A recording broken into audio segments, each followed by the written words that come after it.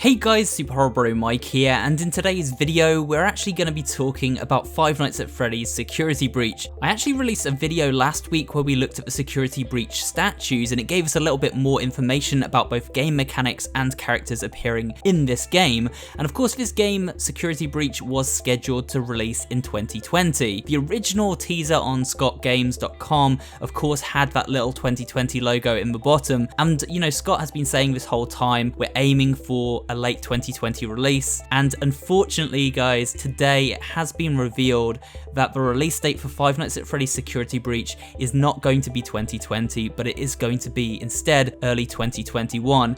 Now I think a lot of people had sort of speculated that this might be happening. I certainly assumed it wasn't releasing this year at this point, simply because it's almost the end of the year. We're sort of heading into December very soon, and we hadn't heard any sort of peep from you know, the developer Steelwolf, from Scott Cawthon in ages even. No one had really said anything about the release date of this game, and with no real sort of trailer outside of a little teaser that they showed at the PlayStation event a few months ago, it did seem unlikely that it was going to release, because of course this game, unlike prior, you know, Five Nights at Freddy's games, has partnered with PlayStation. It's obviously going to have a big media rollout when it comes out, and it obviously won't release just, you know, sort of stealth drop like some of Scott Cawthon's previous games, because when you partner with a big company like PlayStation, you have to sort of adhere to a marketing schedule. Because of all that, it was kind of obvious this wasn't coming out, but we have had today Scott Cawthon himself post on Reddit, and I'm just going to read you guys exactly what he has said, just so you have sort of crystal clear from Scott himself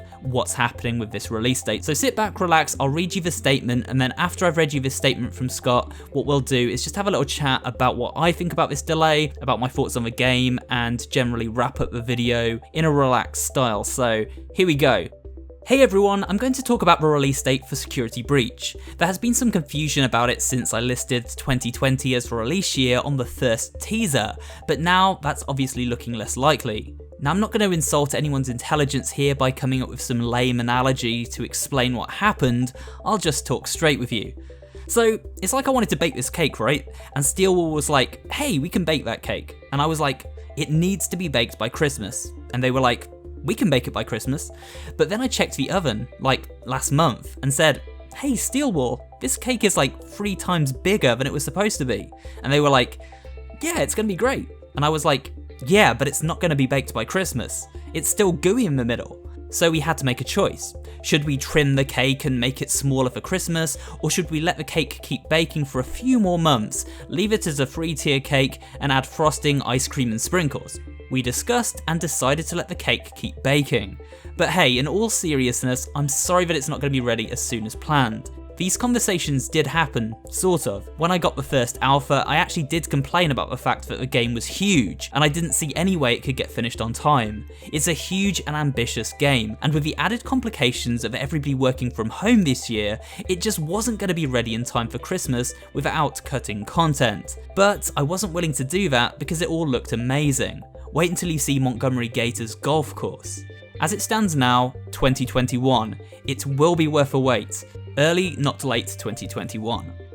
So there you go guys, that was Scott's sort of message. Obviously he put a bit of humour into it as he likes to do, but basically just saying that Steelwolf was making the game for him as he requested. I imagine how it works is Scott comes up with the idea and the concept for the game, hands it off to Steelwolf, and they sort of go wild with it and create what they like. And he was obviously checking in throughout development and saw that the game was becoming much larger, 3 times larger he actually mentions here, than they had originally planned, which means a whole heck of a lot more content than we had sort of originally assumed. And that's obviously really cool. Like, it's going to be a much bigger game, but because it is more ambitious and bigger than they had originally sort of planned for, it's held the development up, as well as everyone of course isolating at home during development. They can't go into the studio to work. That does have some effects on development as well, as you can imagine.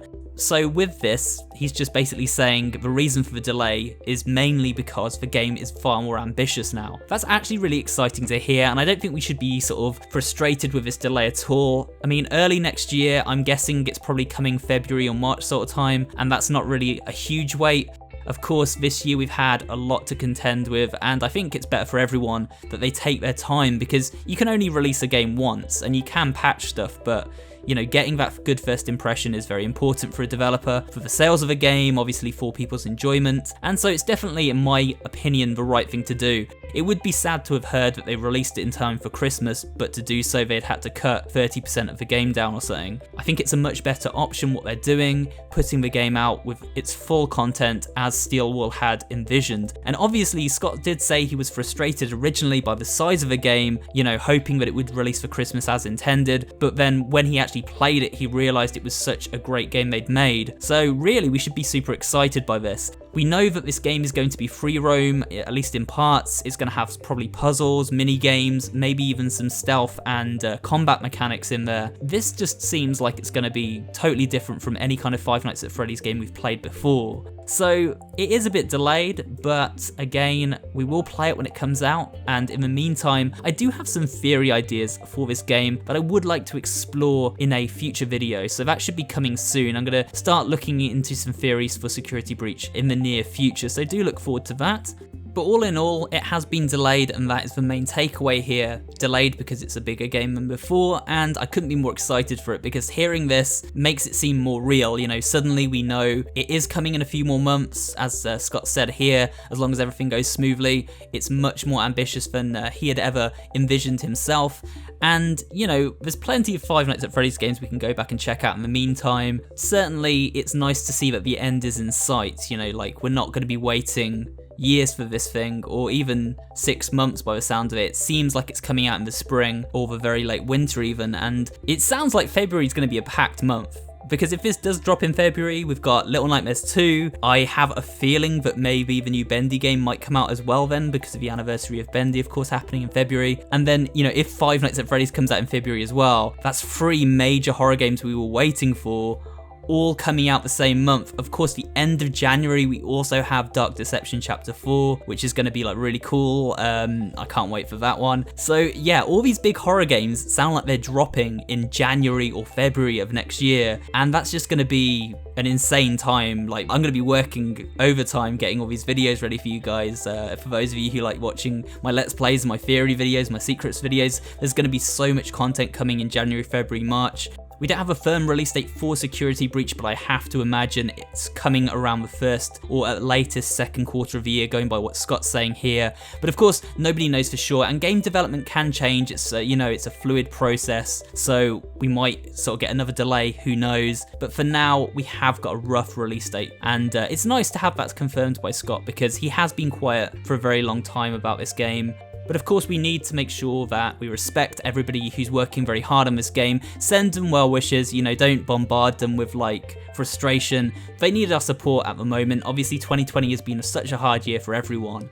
So just send, you know, your love over to Steelwall and hope that they wrap the game up in the next few months and get it out to us. With that said, guys, I hope you have enjoyed my video today looking at the Security Breach release date. Let me know what you think about all of this in the comments section below. Leave a like on the video, and of course subscribe for more videos just like this one, and I will see you all on the next one.